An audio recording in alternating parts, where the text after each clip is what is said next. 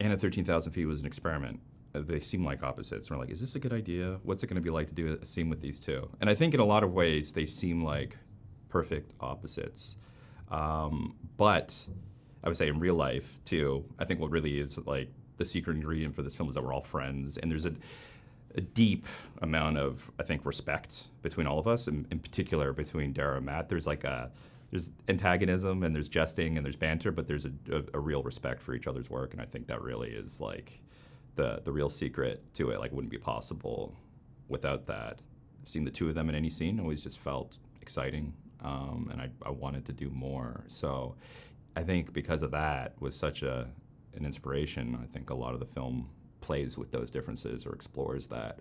It's informed in a lot of ways of how they interact with their creative practice as characters and in real life. And it was interesting how it would inform how we would navigate a scene.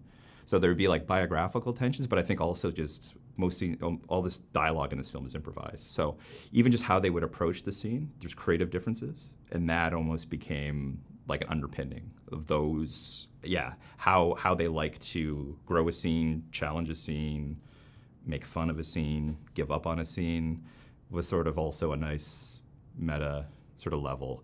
And one more thing I'll say is like their Q&As are amazing. That it almost, when Matt and Deragh do a Q&A together, it feels like a scene in the movie.